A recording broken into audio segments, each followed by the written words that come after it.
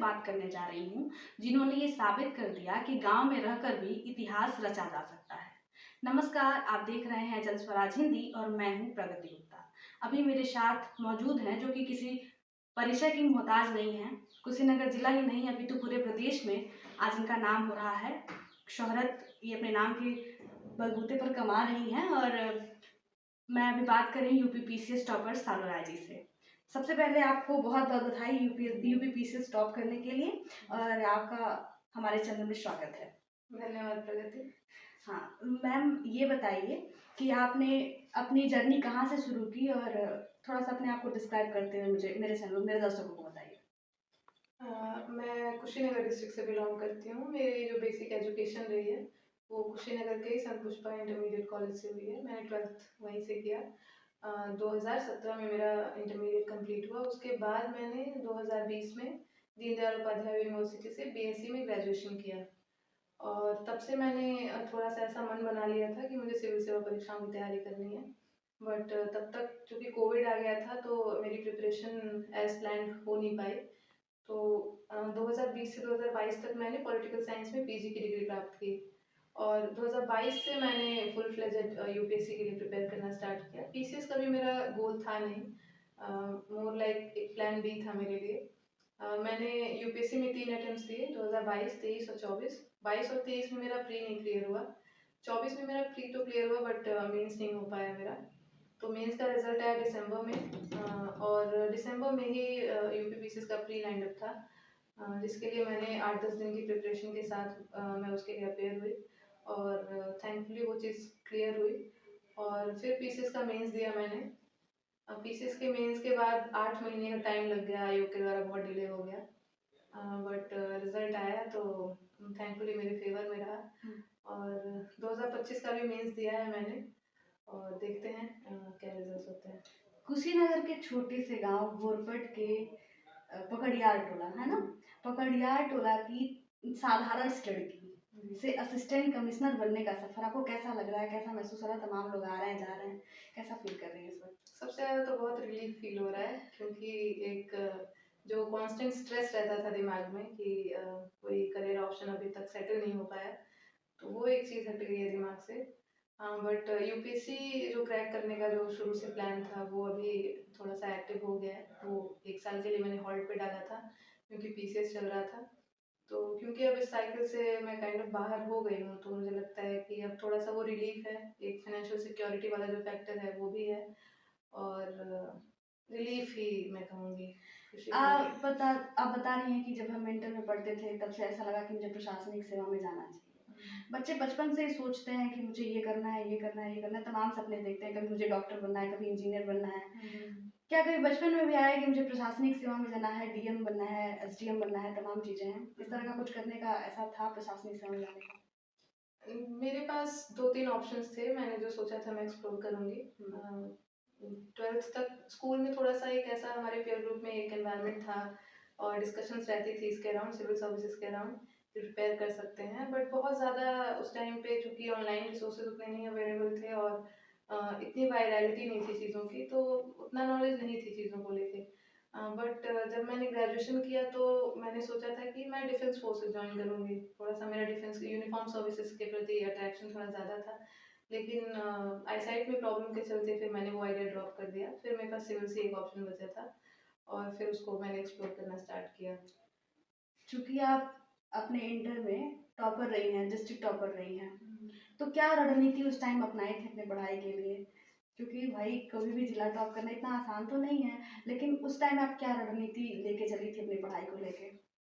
12th में तो ज़्यादा कुछ नहीं था, बस ये था कि स्कूल में जो भी पढ़ाया जा रहा है, या फिर 1-2 कोचिंग जो मैंने ज्वाइन की थी वहाँ जो भी बताया जा रहा है, जो क्वेश्चन सॉल्व करवाए जा रहे हैं, मैं प्रॉपर उनकी प्रैक्टिस करूँ और प्रीवियस ईयर क्वेश्चंस लगाऊँ, जो पास्ट ईयर के क्वेश्चंस अवेलेबल थे, और बहुत ज़्यादा रिविजन, बहुत ज़्यादा प्रैक्टिस, यही था।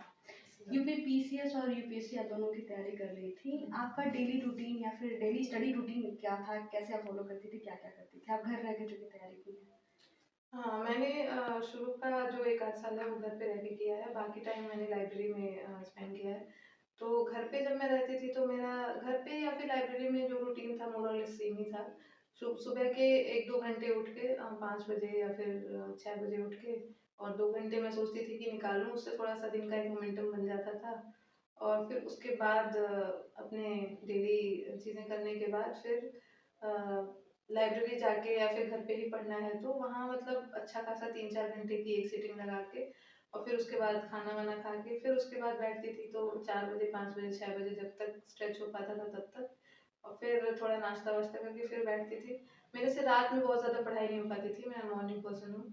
सुबह उठ के मैं स्टार्ट करती थी और पूरा दिन मेरा चलता था और रात में मुझे लगता है मैं 8-9 बजे तक फिर बंद कर देती थी। फिर थोड़ा बहुत रिफ्रेशमेंट के लिए जो चीज़ें हैं जैसे बुक्स पढ़ना मतलब बुक्स ही पढ़ती रहती थी, नॉन सिलेबस बुक्स, नॉवेल्स वगैरह या फिर मूवीज़ देखना। मूवीज़ मैंने बहुत देखी हैं प्रिपरेशन के टाइम में। तो मतलब ऐसा नहीं था एक मूवी मैं एक दिन में ख़त्म करती थी। एक मूवी उठाती थी तो 2-3 दिन, 4 दिन इवन कोई वेब सीरीज़ है तो वो 8-10 दिन भी चल रही है। थोड़ा-थोड़ा करके वो थोड़ा-सा एक रिवॉर्ड मैकेनिज़्म रखती थी कि आज मैंने इतना कर लिया है तो देख लेते थोड़ा-सा हैं। देख लेते हैं। हाँ, तो ये था। और आपकी तैयारी के समय में बहुत सारे ऐसा चीज़ें लगती होंगी, सब्जेक्ट्स चुनौतीपूर्ण रहे होंगे कि मुझे ये बहुत टफ लग रहा है। कौन-सा सब्जेक्ट ऐसा रहा जो बहुत चुनौती देता रहा आपको? मुझे आई थिंक हिस्ट्री काफ़ी टफ लगती थी, specially ancient medieval history. Modern तो फिर भी ठीक थी। तो हिस्ट्री और जो एक चैलेंज मैंने फेस किया मुझे लगता है मेरे प्रिपरेशन में वो मीडियम को लेके था। जैसा हमने बात की अभी, तो मीडियम मेरा स्कूलिंग का जो मीडियम था वो हिंदी ही रहा था और जब मैंने प्रिपरेशन स्टार्ट की तो जो स्टैट्स वगैरह देखे तो उससे ये लगा कि हिंदी मीडियम से सेलेक्शंस रिलेटिवली कम हो रहे हैं और चैलेंजेस भी हैं हिंदी मीडियम स्टूडेंट्स के लिए। तो वहाँ मैंने सोचा कि क्या मैं वर्क कर सकती हूँ या नहीं कर सकती हूँ। तो ग्रेजुएशन के टाइम पे मैंने अपने मीडियम पे काफ़ी वर्क किया और उसके बाद मुझे लगा कि ठीक है मैं इंग्लिश में कंफर्टेबल हूँ। तो वो एक चैलेंज था जो मुझे लग रहा है कि एज अ सब्जेक्ट नहीं एज अ मीडियम मैंने फेस किया था बट थैंकफुली अभी मैं इंग्लिश में कंफर्टेबल हूँ और हाँ एज अ सब्जेक्ट तो मुझे हिस्ट्री थोड़ी सी डराती है। तैयारी के समय आपको कभी ऐसा लगा कि अब नहीं हो पाएगा, कुछ ऐसा फ़ील आया हो कि बहुत टफ है? क्योंकि आप कई बार एग्ज़ाम दी हैं, तो यूपीएससी भी दी हैं, यूपीपीसीएस भी दी हैं, तो आपको कभी ऐसा लगा कि अब नहीं हो पाएगा, कुछ और चुनना चाहिए? कभी ऐसा फ़ील हुआ? हर तीसरे दिन ऐसा लगता था। ठीक फिर है। आप अपने आप को कैसे मोटिवेट करती थी? स्पेशली जब आप शुरू के 1-2 अटेम्प्ट्स में फेल कर जाते हो ना तो हाँ। आपको ऐसा ज़रूर लगता है। हाँ, ऊपर से इतने सारे लोग दे रहे हैं व्हाट मेक्स यू डिफरेंट वो वाली चीज़ भी आपके अंदर आती है, सेल्फ डाउट्स बहुत ज़्यादा आते हैं। मेरे अंदर भी आता था मतलब और मुझे तो और भी लगता था, मुझे लगता था कि मैं दिल्ली या लखनऊ या फिर जो प्रिपरेशन हब्स हैं उनसे बहुत दूर हूँ। तो शायद मैं उस ट्रैक पे नहीं चल रही हूँ जिस पे बाकी का क्राउड चल रहा है या फिर जो लोग क्रैक करते हैं वो चीज़ें मैं नहीं कर पा रही हूँ। तो बहुत ज़्यादा ऐसा मतलब फ़ियर ऑफ मिसिंग आउट रहता था, सेल्फ डाउट होता था और ऐसा लगता था कि मैं चीज़ों के टच में नहीं हूँ। एक पीयर ग्रुप नहीं था मेरे पास। गोरखपुर में मुझे एक अच्छा पीयर ग्रुप मिला बट यहाँ आने के बाद मुझे वो पीयर ग्रुप नहीं मिला। तो वो चीज़ थोड़ी-सी थी मेरे साथ। बट मेरे पास और कोई ऑप्शन भी नहीं था, बात ये थी। बीएससी किया हुआ था मैंने, तो एक टेक्निकल डिग्री है नहीं, प्रोफेशनल डिग्री है नहीं, तो कोई और ऑप्शन नहीं था। तो अब चूँकि मैं इतना टाइम दे चुकी थी इसमें कि पीछे आना पॉसिबल नहीं था। तो फिर यही सोचा गया कि जो भी कमियाँ हैं उस पे और अच्छे से काम किया जाए, उनको अच्छे से इम्प्लीमेंट करके और फिर से बैठा जाए। तो this is how it went. आपकी जो पढ़ाई है उसका आपने सफलता प्राप्त किया है, उसका श्रेय आप किसको देना चाहेंगी? और क्या लगता है आप परिवार, समाज, शिक्षक किस तरह आपको योगदान देते रहे? क्योंकि आप घर पे बैठ के पढ़ाई की, ऑनलाइन पढ़ी हैं, तो आपका परिवार और आसपास के लोग इसमें इंक्लूड होंगे, तो किस तरह से आपको ऐसा लगा, मतलब क्या क्या किया? सबसे बड़ा योगदान तो मेरे परिवार का ही था। मेरे पिताजी जिन्होंने बहुत ज़्यादा सपोर्ट किया। जिस बैकग्राउंड से मैं आती हूँ बहुत ही ग्रामीण परिवेश है ये। यहाँ पे लड़कियों की शिक्षा के लिए कोई स्कोप नहीं था जिस टाइम पे मैंने पढ़ाई स्टार्ट की थी। स्पेशली सिविल सेवा परीक्षाओं की तैयारी करवाना जो कि अपने आप में बहुत लंबा प्रोसेस हो सकता है। बहुत ज़्यादा रिसोर्सेज लग सकते हैं, बहुत टाइम लग सकता है। उसके बाद भी मेरे पिताजी ने अपना फेथ और मेरी फैमिली ने अपना ट्रस्ट बनाए रखा। और दूसरी चीज़ जो थी मुझे लगता है कि मेरा जो स्कूल था उसका बहुत बड़ा कंट्रीब्यूशन रहा है क्योंकि मुझे लगता है अगर इस एरिया में एक अच्छा स्कूल नहीं होता और एक वो अच्छी फाउंडेशन नहीं बनती मेरी तो शायद मैं यहाँ नहीं पहुँच पाती। तो स्कूल का बहुत बड़ा कंट्रीब्यूशन था और फ्रेंड्स मुझे लगता है कि जो मेरे फ्रेंड्स थे तो एक होता है ना कि स्ट्रेस में या फिर जब कभी ज़्यादा फ्रस्ट्रेटेड हूँ या ऐसी सिचुएशंस में फ्रेंड्स का बहुत सपोर्ट रहा है। आप चूँकि एक सफल महिला के रूप में आज हैं, तो आप अपने समाज की लड़कियों और आस-पास की महिलाओं के लिए क्या संदेश देना चाहेंगी कि उनको किस तरह से आगे बढ़ना चाहिए, करना चाहिए? चूँकि आप बहुत रूरल एरिया से आती हैं तो। लड़कियों से तो मैं यही कहूँगी कि आपको जुझारू बनना है। हाँ, बहुत बार ऐसा होगा कि आपकी फैमिली या फिर आपके अपने लोग आपका जो ड्रीम है, आपका जो गोल है, उससे अलाइन नहीं करेंगे, उसको सपोर्ट नहीं करेंगे, तो थोड़ा आप भी जुझारू बनिए। और दूसरी चीज़ मैं ये कहूँगी कि जो माताएँ हैं हमारी, आपकी बेटी का फ्यूचर सिर्फ शादी करके नहीं सिक्योर होता है। एक अच्छी नौकरी, एक अच्छा करियर बना के भी सिक्योर हो सकता है। तो मुझे लगता है कि अगर माताएँ अपनी बेटियों के लिए खड़ी हों, पिता तो होते हैं, मैं बहुत सारी फैमिलीज़ में ऐसा देखती हूँ कि पिता हो रहे हैं लेकिन माता का सपोर्ट नहीं है। इसके चलते जो मोरल सपोर्ट होता है प्रिपरेशन के दौरान, वो कहीं न कहीं मिसिंग हो जाता है। तो माताओं से भी मैं यही कहूँगी कि अगर पिता खड़े हो रहे हैं तो आप भी उनका साथ दीजिए। आपने अपने मॉक इंटरव्यू में जेंडर बेसिस बात की है कि अ, लैंगिक असमानता की। वो किस बेसिस पे आप कह रही थी वहाँ पे? और किस तरह से आप अपने समाज में लैंगिक असमानता देखती हैं? सही है कि आपके साथ भी ऐसा कुछ हुआ है कभी? मैंने पर्सनल लेवल पे तो मुझे ऐसा कोई इंस्टेंस उतना याद नहीं आ रहा है कि फेस किया हो। बट हाँ, मुझे लगता है कि ये हमारी कहीं न कहीं एक सोच में है। हुँ। बहुत ज़्यादा ऐसा होता है ना कि रात हो गई है तो तुम बाहर ना जाओ। हुँ, हुँ। वो ऐसा नहीं है कि आपकी फैमिली आपको रोक रही है, बट हमारी लाइफ़स्टाइल ऐसी बन गई है कि हम उससे इतना यूज़्ड टू हो चुके हैं कि हमको फ़ील भी नहीं होता है कि वो एक जेंडर बायस है और हम उसको जी रहे हैं। तो ये सारी चीज़ें तो आई थिंक हर लड़के के साथ होती होंगी, बट मेरी फैमिली लेवल पे या फिर ऐसे मतलब जो इंटरेक्शंस रहे हैं मेरे, मैंने बहुत ज़्यादा नहीं फेस किया है, लेकिन मैं अपने आसपास देखती हूँ बहुत सारी औरतों को। मैंने अपने गांव में ही देखा है डोमेस्टिक वायलेंस के केसेस होते हुए, और भी बहुत सारी चीज़ें देखी हैं मैंने। तो सबसे बड़ी चीज़ तो आप अगर किसी भी क्लास में चले जाएँ तो आप मेल और फीमेल का रेशियो देख लें, ठीक है? तो वही रिफ्लेक्ट हो जाता है कि हमारी सोसाइटी कितनी जेंडर बायस्ड है। लड़कियाँ हैं घरों में पड़ी हुई हैं लेकिन स्कूलों में नहीं भेजा जा रहा है उनको। मेरा गाँव एकदम प्राइम एग्ज़ाम्पल था इस चीज़ का। अब तो ये चीज़ धीरे-धीरे बदल रही है, लेकिन मैंने देखा है। मैं अपने गाँव से पहली लड़की थी जो ग्रेजुएशन करने बाहर गई। तो ये अपने आप में ही एक एग्ज़ाम्पल है कि जेंडर बायस तो है। धीरे-धीरे चीज़ें बदल रही हैं, but it will take time. छोटे गाँव और शहर से जब छात्र पढ़ने के लिए इस तरह की तैयारी करने के लिए प्रशासनिक सेवा हुआ या फिर कोई भी अन्य तैयारी कर रहा है, वो तैयारी करने के लिए किस तरह का स्ट्रगल करना पड़ता है उसको और क्या उसके पास सोर्स होने चाहिए, घर में बैठे-बैठे मिल जाए, वो सारी चीज़ें हैं।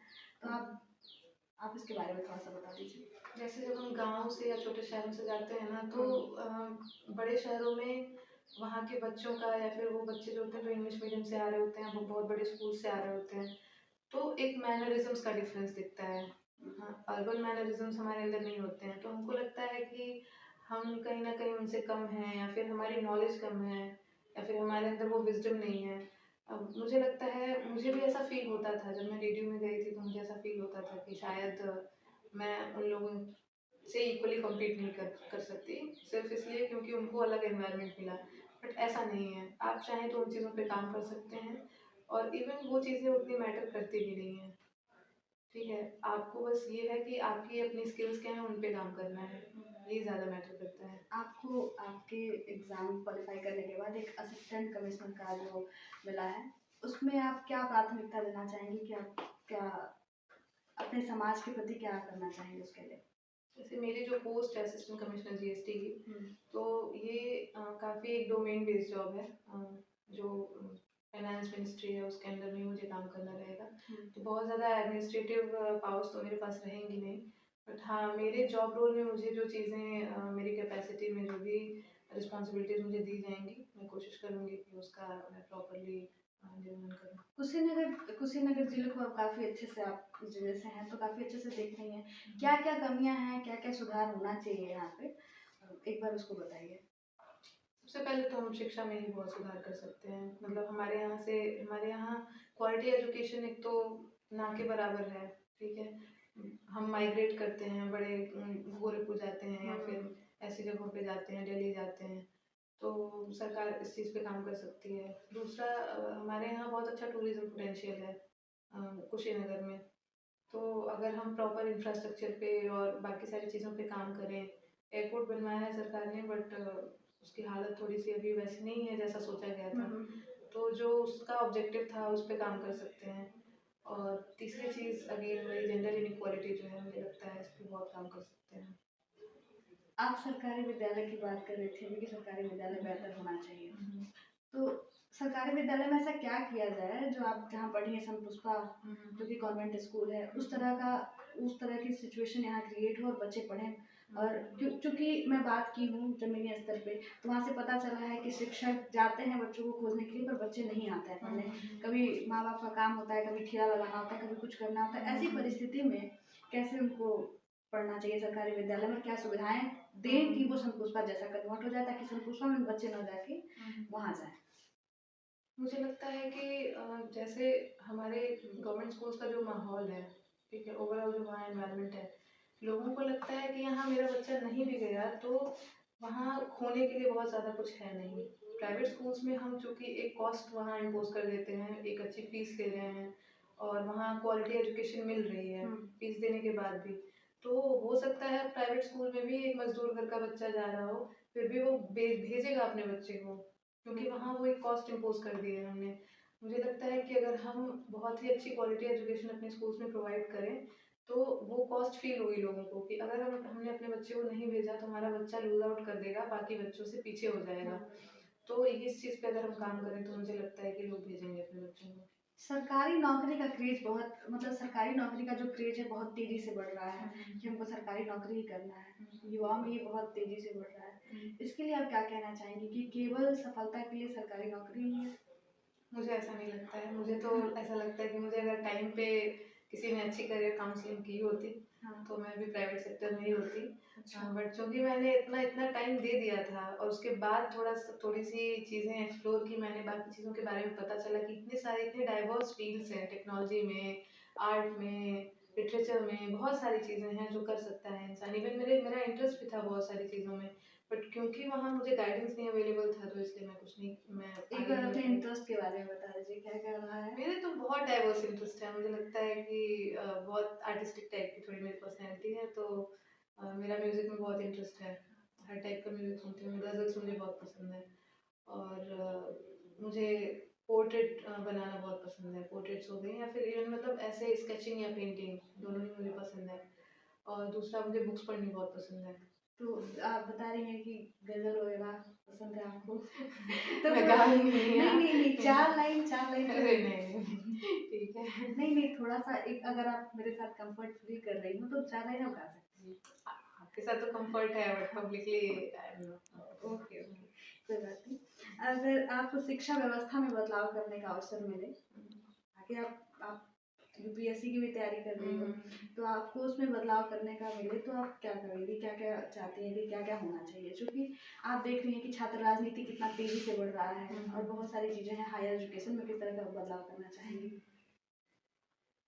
तो लगता है अभी मुझे जो पोस्ट मिली है तो उसमें ज़्यादा स्कोप है नहीं, बट अगर मुझे ये चीज़ रिस्पॉन्सिबिलिटी मुझे आगे मिलती है तो सबसे पहले तो प्राइमरी लेवल पे मुझे लगता है बहुत सारे चेंजेस हम कर सकते हैं। दिल्ली गवर्नमेंट स्कूल्स का अगर हम मॉडल देखें तो हम चाहे तो अडॉप्ट कर सकते हैं। वो प्राइम एग्जांपल है कि अगर गवर्नमेंट चाहे, पॉलिटिकल विल हो तो बहुत सारी चीज़ें बदल सकती हैं ग्राउंड लेवल पे। तो मुझे लगता है एक एडमिनिस्ट्रेटिव जो स्किल है उसको पॉलिटिकल विल के साथ अगर हम मैच करें तो चेंज आ सकता है। और क्या लगता है कि सोशल मीडिया पर जो सोशल मीडिया हम लोग यूज कर रहे हैं उसका पढ़ाई पर क्या इफेक्ट पड़ रहा है, किस तरह से? क्योंकि आप भी सोशल मीडिया पे हैं, तो क्या लगता है कि जो सोशल मीडिया पे रहता है वो पढ़ाई नहीं कर पाता? आप कितने घंटे यूज करती थी? मेरा आई थिंक मेरा व्हाट्सएप परमानेंटली रहा है मेरे साथ। वो भी वही था कि मतलब बस कम्युनिकेट करने के लिए या फिर कॉन्वर्सेशंस के लिए कुछ एक्सचेंज करना रहा। इंस्टा पे मैं उतनी एक्टिव नहीं रही थी, कभी कभार मतलब महीने 2 महीनों में कभी खोल लिया। और हाँ, जब ये होता था कि बहुत हाई स्ट्रेस सिचुएशन रहती थी, पढ़ने का मन नहीं होता था, कुछ और करने का मन नहीं हो रहा है, तब ये रहता था कि थोड़ा कुछ देख लेती थी। हाँ, बट सोशल मीडिया मुझे लगता है कि डबल एज स्वॉर्ड है, दो-धारी तलवार है। आप चाहें तो उसको बहुत अच्छे से यूज़ कर सकते हैं, चाहें तो वो आपको बर्बाद भी कर सकता है। बहुत सारे बच्चों को देखा है मैंने, बिल्कुल लत लग चुकी है। अटेंशन स्पैन जो है लोगों का बहुत इतना कम हो चुका है, एक मूवी वो बैठ के आधे घंटे नहीं देख पाते हैं, क्योंकि वो 1 मिनट का रील, वो 1 मिनट और 30 सेकंड्स की रील देखने की जो आदत है वो बहुत गंदी लग चुकी है। तो बहुत ही मतलब जुडिशियस यूज़ होना चाहिए, मुझे ऐसा लगता है। मैंने तो बहुत मतलब मैंने कोशिश की कि मैं डिस्टेंस बना के रखूँ, क्योंकि ह्यूमन नेचर होता है, डिस्ट्रैक्शंस पे हम गिव अप कर ही देते हैं कहीं न कहीं। तो अगर आप प्रिपरेशन कर रहे हैं, तो अगर आपको लगता है कि आपका कंट्रोल इतना बढ़िया है कि आप उसको बहुत अच्छे से अपनी प्रिपरेशन के लिए यूज़ करेंगे, तब तो बहुत अच्छी बात है, फिर तो आप बहुत अच्छे हैं। लेकिन अगर ऐसा नहीं है, आपको लगता है कि आप डिस्ट्रैक्ट हो सकते हैं, तो आप डिस्ट्रैक्शन का जो स्कोप है उसी को बिल्कुल किल कर दीजिए, रखिए ही नहीं, फ़ोन में ही अनइंस्टॉल रखिए, कभी-कभी लॉगिन करना है क्रोम से कर लीजिए, ब्राउज़र से। बाकी तो मैंने तो डिस्टेंस बना के रखी थी। टेलीग्राम पे मैं काफ़ी एक्टिव रही थी। टेलीग्राम पे भी मुझे लगता है कि कंटेंट के लिए या फिर वो एक पीयर वाला जो माहौल होता है पीयर ग्रुप का, उसके लिए। बट ग्रुप्स में मैं उतनी एक्टिव नहीं रहती थी। कोई इन्फॉर्मेशन वगैरह अगर निकालनी है वहाँ से या फिर कोई कंटेंट चाहिए, तो मैं प्रॉपर जिससे भी लेना होता था उसको मैसेज कर लेती थी, बाकी उतना ही काम था मेरा। और कुछ और जब आपका रिजल्ट आया, सबसे पहले आपका रिजल्ट कौन देखा और क्या रिएक्शन था? आपका रिजल्ट आपने पहले देखा या फिर कोई और देखा? कैसे नहीं, उस मेरी टाइम? फ्रेंड शिवानी थी मेरे साथ हाँ, हाँ। वहाँ पे लखनऊ में। उस टाइम पे हमारा मेंस चल रहा था, एक दिन का मेंस हुआ था। हुँ, तो हमें उम्मीद नहीं थी कि मेंस के बीच में तो ये रिजल्ट देंगे, हुँ, बट आ गया। तो मैंने बोला कि शिवानी रिजल्ट आ गया, तो उसने कहा कि तुमने अभी तक अपने सारे रिजल्ट्स देखे हैं, पॉजिटिव रहा है, तो तुम ही देखो। हाँ, उसको ऐसा लगा कि शायद कुछ ऐसा ना हो। तो फिर मैंने देखा। हुँ, तो पहले मैंने सोचा स्क्रॉल करते हैं, एक बार में ही वो सर्च करने पे रोल नंबर और जब नहीं मिलता है तो ज़्यादा धक्का लगता है। हाँ, थोड़ा हाँ, धीरे धीरे मैंने स्क्रॉल करना स्टार्ट किया, बट जब एसडीएम की लिस्ट में नहीं मुझे मेरा नाम दिखा, तो मुझे लगा सर्च करना ही सही होगा, क्योंकि 950 लोग हैं हाँ, और कहाँ इतना स्क्रॉल करेंगे। तो फिर मैंने सर्च किया, अपना रोल नंबर किया, क्योंकि मेरा जिस दिन इंटरव्यू था उस दिन मेरे नाम की 5 लड़कियां थी। शालू राव मैं ही थी, बट आई थिंक शालू और भी 5-4 और लड़कियां थी। हुँ, हुँ, मैंने कहा शालू से सर्च करने का कोई मतलब नहीं है, रोल नंबर ही डालते हैं। तो रोल नंबर डाला मैंने, थैंकफुली। मुझे बस ये था कहीं भी लिस्ट में मिल जाए, और उस टाइम पे तो जब एसडीएम नहीं मिला तो फिर कुछ भी मिल जाए, वो चीज़ थी। तो फिर मिला, तो देखा असिस्टेंट कमिश्नर जीएसटी, उसमें भी 7th रैंक थी, तो थोड़ा सेटिस्फेक्शन हुई कि ठीक है। तो विश्वास हुआ कि आपका ही रिजल्ट है ये? कहीं नहीं, ना नहीं, कहीं आपको तो एसडीएम का उम्मीद था और हाँ हाँ, तो उम्मीद तो सबको होती है, बट हाँ, वही है कि बट लास्ट में बस यही सब प्रे कर रहे होते हैं कि कहीं भी लिस्ट में आ जाए, हाँ। एसडीएम ना भी मिले कोई बात नहीं है, बस एक जॉब मिल जाए कहीं भी लिस्ट में, लास्ट रैंक पकड़ के भी लटक जाए तो ठीक है। अच्छा, आप यूपीएससी और यूपीपीसीएस दोनों की तैयारी कर रही हैं, तो यूपीएससी ज़्यादा टफ है या यूपीपीसीएस?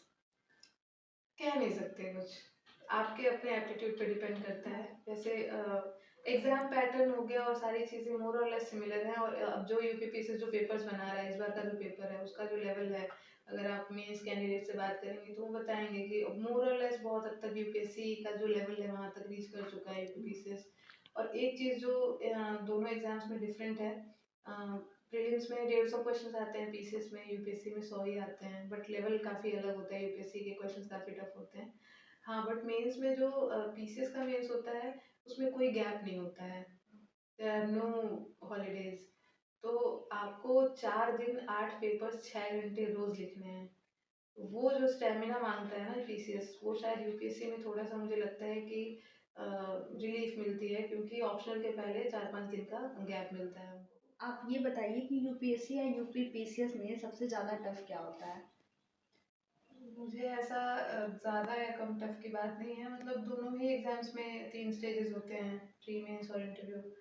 हाँ, बट थोड़ा सा जो नेचर होता है एग्जाम का वो डिफरेंट है दोनों में। पीसीएस में नंबर ऑफ क्वेश्चन थोड़े ज़्यादा होते हैं, प्रीलिम्स में 150 होते हैं, यूपीएससी में 100 ही होते हैं। हाँ, बट उनका लेवल थोड़ा सा पीसीएस से काफ़ी ऊपर होता है। और यूपीएससी में जो टफ इसलिए बोला जाता है क्योंकि उसमें ऑल इंडिया से कंपटीशन होता है, पैन इंडिया एक वो एग्जाम है। यूपीपीसीएस में थोड़ी सी हिंदी के चलते जो कंपटीशन है वो नॉर्थ इंडिया में रिस्ट्रिक्ट हो जाती है, वहाँ पे साउथ इंडिया से कैंडिडेट्स नहीं आते हैं। तो इस चीज़ के चलते वो थोड़ा सा यूपीएससी को ज़्यादा टफ माना जाता है, क्योंकि साउथ इंडिया से भी या फिर नॉर्थ ईस्ट से भी जो ब्राइटर माइंड्स हैं वो वहाँ कम्पीट कर रहे हैं। बट अगर स्टेमिना की बात देखी जाए मेंस में, तो मुझे लगता है पीसीएस थोड़ा सा ज़्यादा टफ हो जाता है, क्योंकि 4 दिन लगातार आपको 8 पेपर्स लिखने हैं 6 घंटे। तो बट यूपीएससी में थोड़ा सा हमको रिलीफ मिलता है 4-5 दिन का ऑप्शन से पहले। तो अपने अपने एप्टीट्यूड के ऊपर है कि कौन सा टफ लग रहा है कौन सा नहीं। अ, आजकल के यूथ्स का सवाल है कि मतलब मैं काफ़ी युवाओं के बीच से आ रही हूँ आपसे सवाल करने के लिए। तो कुछ युवाओं का सवाल है कि सफलता का मंत्र क्या है? कुछ तो ऐसा होता होगा जो एक लड़की जिला टॉप कर दे रही है, फिर वो अचानक से जैसे यूपीपीसीएस निकाल दे रही है, यूपीएससी में भी अपना शायद मेंस निकाल चुकी हैं। तो क्या मंत्र है सफलता का, उन युवाओं से क्या कहना चाहेंगे आप? मुझे लगता है कि कोई एक ऐसी स्पेशल मैजिक ट्रिक होती नहीं है। मतलब आपको जो भी प्रोसेस है, जिस भी फील्ड में आप जा रहे हैं तो उसकी एक प्रोसेस होती है, उस प्रोसेस से बिल्कुल अटैच रहना है, स्टिक रहना है उससे। और अपने हार्ड वर्क पे, डिसिप्लिन पे और पेशेंस पे बहुत अच्छे से काम करना है। ये 3 चीज़ें ऐसी हैं जो मतलब किसी भी फील्ड में आप जा रहे हो, डज़न्ट मैटर आप सिविल सर्विसेज में हो या कौन सी फील्ड में, यही 3 चीज़ें हैं जो आपको आगे लेके जाएँगी। मुझे तो कुछ नहीं पता था कि क्या सक्सेस का मंत्र होता है या ये वो, बट ये पता था कि हाँ, ये बेसिक चीज़ें हैं। अपना सिलेबस करना है, मुझे पीवाईक्यूज करने हैं, डेली प्रैक्टिस करनी है, या फिर क्वेश्चंस लिखने हैं, आंसर्स लिखने हैं। हर हर स्टेज की अपनी एक प्रिपरेशन है, एक अपना एसओपी है, उसमें काम करना है। तो ये सारी चीज़ें आपको अपने फील्ड का जो है कि इन्स एंड आउट्स, टेक्निकलिटीज सारी पता होनी चाहिए। सक्सेस का ये मंत्र है मेरे को। हजारों बच्चे पढ़ते हैं, यूपीएससी हुआ या फिर यूपीसीएस हुआ, प्रशासनिक सेवा की तैयारी हजारों बच्चे करते हैं, लाखों करोड़ों में बच्चे हर जगह से निकल जाएंगे। तो कुछ ही बच्चे उसमें से 900-950 बच्चे निकलते हैं, पास होते हैं। फेल होने वाले बच्चों के लिए आप क्या कहना चाहेंगे कि किस तरह वो बने रहें और सफलता उनको मिलेगी या फिर नहीं मिलती है सफलता, उनका अटेम्प्ट खत्म हो जाता है सारा, उनके लिए आप क्या कहना चाहेंगे? पहली बात तो मैं ये कहूँगी कि फेलियर्स इस जर्नी का एकदम से ऐसे अटूट हिस्सा है। आप ये मान के चलिए, मेरी एक सक्सेस आपको दिख रही है कि हाँ, ये वाले साइकिल में मेरा एग्ज़ाम निकल गया, तीनों स्टेजेस क्लियर हो गया और मैं अभी सेलेक्टेड हूँ। इसके पहले का आप देखेंगे तो मतलब मुझे लगता है कि दसों स्टेजेस पे मैं कम से कम फेल हुई हूँ। बीट यूपीएससी के 2 प्रीलिम्स मैंने फेल किए हैं, एक प्रीलिम्स पास किया तो मेंस फेल किया। बीपीएससी में मैंने 2 प्रीलिम्स फेल किए हैं, फिर उसके बाद यूपीपीसीएस में भी मैंने एक प्रीलिम्स फेल किया है। और भी एग्ज़ाम्स मैंने दिए हैं, आईबी के, सीएसआईआर के, वो एग्ज़ाम्स मैंने फेल किए हैं। तो मेरे सक्सेस से ज़्यादा मेरे पास फेलियर्स का बैगेज है, बट वही है ना कि आपको कहीं न कहीं वो परसिवियरेंस आपके अंदर होनी चाहिए। अगर आपको वो बोला ना मैंने, जुझारूपन होना चाहिए कि चलते रहना है, करते रहना है। और दूसरी चीज़ कि कुछ ऐसे कैंडिडेट्स होते हैं जिनके सारे अटेम्प्ट्स खत्म हो जाते हैं, बट फिर भी उनको सक्सेस नहीं मिल पाती है जर्नी में। तो मेरा ये कहना है कि मतलब किसी भी एक प्रोफेशन को अपनी लाइफ नहीं बना लेनी है। प्रोफेशन को या फिर जो भी आप परस्यू कर रहे हैं उस चीज़ को, वो आपकी लाइफ नहीं है। लाइफ का सिर्फ एक पार्ट है। हो सकता है वहाँ आपने अपना पूरा दिया, अपनी पूरी जान लगा दी, उसके बाद भी नहीं हुआ, बट लाइफ तो उससे काफ़ी बड़ी है। आप लार्जर पिक्चर देखिए, और आपने इतनी पढ़ाई की है, इतना कुछ उसमें डाला है, तो ज़रूर आपने कुछ और भी स्किल्स एक्वायर की होंगी। तो उन स्किल्स पे काम कीजिए और ज़िंदगी में आगे बढ़िए। आप भी पीसीएस का एग्जाम क्वालिफाई की हैं, यूपीएससी की तैयारी में लगी हुई हैं, क्या लगता है कब इन सब चीज़ों से ठहराव ले लेना चाहिए कि अब हमको रुकना है यहाँ पे, या फिर यहाँ से हम बहुत सारी चीज़ें कर सकते हैं, कब ऐसा आपको फील होगा? या फिर बहुत सारे लोग ऐसे होते हैं कि हमने यूपीएससी में आईपीएस का पद हमको मिल चुका है, उसके बाद हम आईएएस की तैयारी कर रहे हैं, आप भी अपने पद से शायद संतुष्ट नहीं है, बातों से तो ऐसा ही लग रहा है। तो क्या लगता है कि कब जीवन में ठहराव आ जाना चाहिए? मुझे लगता है कि ये पर्सन टू पर्सन वेरी करता है। हाँ, एक इंडिविजुअल ने अपनी जर्नी जब स्टार्ट की थी तो वो क्या चीज़ें सोच के चला था, उसकी जर्नी में क्या क्या चीज़ें मिली उसको, और एक पर्टिकुलर डेस्टिनेशन पे आने के बाद अब वो क्या चाहता है अपनी लाइफ से, ये क्या चाहती है, इन चीज़ों पे ये सारी चीज़ें डिपेंड करती हैं। और रही बात सर्विस सेटिस्फैक्शन की, तो मुझे लगता है कि अभी जैसे यूपीएससी का कुछ ऐसा जो रिफॉर्म्स यूपीएससी लेके आई है, उसमें ऐसा है कि जो सिलेक्टेड इंडिविजुअल्स हैं वो शायद लिमिटेड अटेम्प्ट्स ही दे सकते हैं सिलेक्शन के बाद। तो एक अच्छा रिफॉर्म है कि जो सर्विस आपको मिल रही है उससे थोड़ा सेटिस्फाइड रहिए, और दूसरा कि जो न्यूकमर्स आ रहे हैं उनको एक फेयर कंपटीशन मिले। तो ये चीज़ तो रिफॉर्म्स यूपीएससी ने लेके आया है। बाकी उसके बाद मुझे लगता है कि ठहराव कब आता है और ये सारी चीज़ें, तो मुझे लगता है कि एक प्रोग्रेस माइंडसेट होता है किसी भी इंसान का। तो वो अपनी ज़िंदगी में प्रोग्रेस को किस तरीके से देखता है। हम बहुत सारे ऐसे लोग होते हैं जिनको ये लगता है कि बेटर पोस्ट पे जाना या बेटर पोजीशन अक्वायर करना, वो एक प्रोग्रेस का सिंबल है। तो उसके लिए वो फाइट करते हैं। बहुत सारे लोग होते हैं जो एक पोजीशन पे ही रह के अपनी पोजीशन और स्ट्रॉन्ग करना चाहते हैं, उसको वो प्रोग्रेस मानते हैं, प्रमोशंस चाहते हैं। तो ठहराव तो मुझे लगता है कि बहुत ही इंडिविजुअल एक डिसीजन होता है कि कब आपको वो महसूस होता है, वो इंटरनल कॉलिंग होती है जो आती है। अंतिम सवाल आपसे पूछेंगे कि अंत में जाते जाते आप समाज को क्या संदेश देना चाहती हैं अपने इस सफलता के बाद? मेरा तो यही एक मैसेज है कि आप सबसे पहली चीज़ तो एक गोल रखिए अपनी लाइफ में। गोल का होना बहुत ज़रूरी है। गोल नहीं रहेगा तो भटकते रह जाएंगे। और दूसरी चीज़ कि हार्ड वर्क और डिसिप्लिन, दो ऐसी चीज़ें हैं जो आपको कहीं भी लेके जा सकती हैं। अपनी प्रोसेस में ट्रस्ट करिए। बहुत दूर की चीज़ें नहीं दिखती हैं हमको, ठीक है। मतलब जो सोशल मीडिया पे जो चीज़ें चल रही होती हैं, मोटिवेशन, ये वो दुनिया भर की चीज़ें, ये ज़्यादा हो हल्ला है। जो कोर जो स्ट्रेंथ है आपके प्रिपरेशन की, वो आपके डिसिप्लिन और हार्ड वर्क से आएगी। हाँ, थोड़ा सा क्या, बहुत ज़्यादा एक हद तक आके लक का भी फैक्टर हो जाता है, मुझे ऐसा लगता है। मैं थोड़ी सी लकी साबित हुई हूँ। ऐसा नहीं है कि मेरे से ज़्यादा हार्ड वर्किंग लोग नहीं रहे होंगे। हो सकता है कि मेरे से भी ज़्यादा डिजर्विंग लोग रहे हों, लेकिन उनका लक नहीं काम किया हो। मेरा लक यहाँ काम कर गया तो मैं अभी आपके सामने हूँ। तो वो एक ग्रेटिट्यूड भी होना चाहिए, आभार आपके अंदर होना चाहिए कि ईश्वर ने अगर आपको ये दिन दिखाया है तो आप उसके लिए कृतज्ञ महसूस करिए। तो ये चीज़ मुझे लगता है होनी चाहिए। बहुत धन्यवाद आपका हमारे साथ जुड़ने के लिए। तो आप साधु रॉय जी से ही आप सीख सकते हैं कि चलिए चलिए कि चलना ही दलील कामयाबी है। जो थक कर बैठ जाते हैं वो मंजिल पा नहीं सकते, वो मंजिल पा नहीं सकते। तो अपने मंजिल के लिए निरंतर बने रहिए और ऐसे ही देखते रहिए जन स्वराज हिंदी और मैं प्रगति।